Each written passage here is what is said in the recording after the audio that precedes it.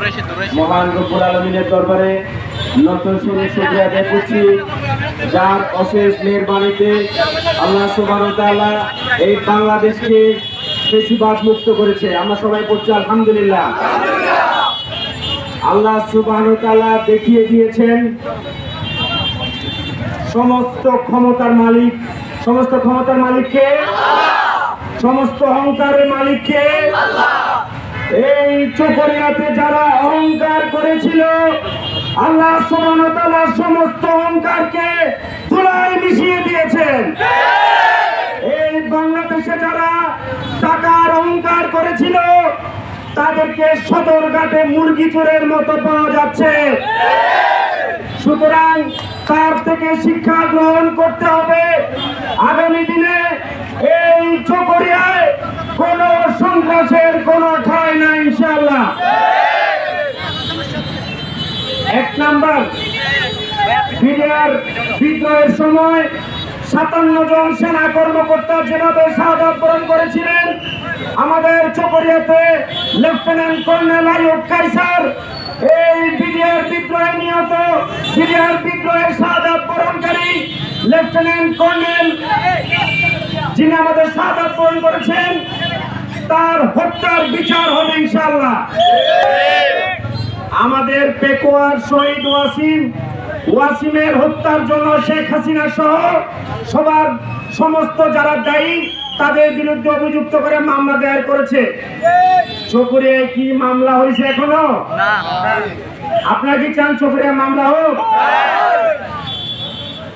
যারা যারা জুলুম করেছেন, সাধারণ আমার চকরিয়ার আপামর জনতাকে বলতে চাই, প্রত্যেকটা জুলুমের কড়াই গন্ডায় হিসাব নেওয়া হবে ইনশাআল্লাহ। আমার ছাত্র ভাইরা 16 তারিখ 17 তারিখ মিছিল করছিলেন না আপনারা? এই মিছিলে কে কে বাধা দিছে, কে কে ডিস্টার্ব করছে, কে কে আওয়ামী লীগের দাপট দেখেছে, এদেরকে আপনারা চিনেন না? আপনারা কি চান এদের বিচার হোক? এদেরকে আপনারা চান? অবশ্যই এটার বিচার হবে ইনশাআল্লাহ। কোরআনের পাখি আল্লামা দেলোয়ার হোসেন সাইদিকে হত্যা করা হয়েছে। এই হত্যার পরে চকরিয়াতে জানাজার নামাজে যারা গুলি চালিয়েছে, প্রত্যেকটার বিচার হবে ইনশাআল্লাহ। আমার চকরিয়ার মানুষ অত্যন্ত সহজ সরল সাধারণ মানুষ। কম দামে জমি দখল করে যারা দখলবাজি করেছে, এগুলোর বিচার হবে ইনশাআল্লাহ। পৌরসভাতে নিজে কন্ট্রাক্টর, নিজে মালিক, নিজে সব এ আছে নাকি নাই? এটার কি বিচার হওয়ার দরকার আছে নাকি নাই? এরপরে মুক্তিযোদ্ধাদেরকে যারা গুলি করেছে, এদের বিচার হওয়ার দরকার আছে নাকি নাই? নাই লেখাপড়া নাই কিছু, সে বলে ছাত্রলীগের পরিচয়। এই ছাত্রলীগের তাণ্ডবে মানুষ অস্থির ছিল না? চকরিয়া থেকে এখন চাঁদাবাজি আছে? আপনারা কি শান্তিপূর্ণ চকরিয়া চান নাকি সন্ত্রাসের চকরিয়া চান?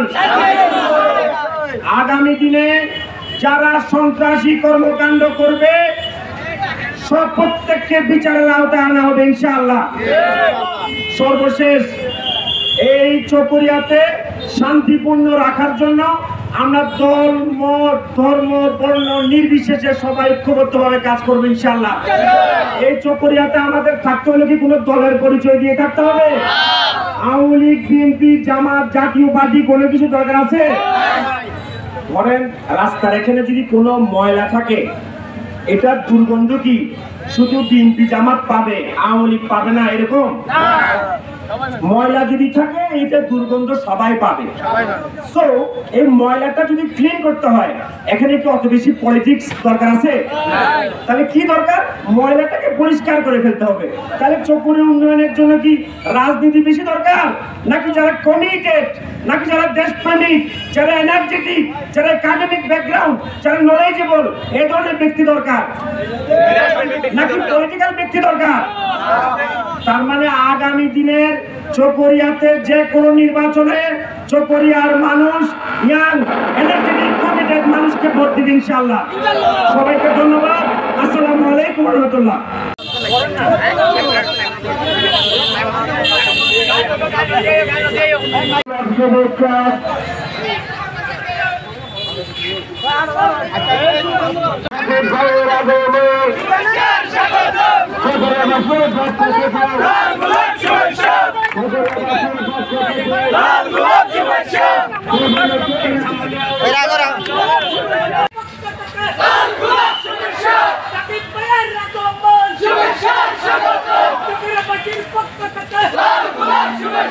উন্নয়নের পক্ষ থেকে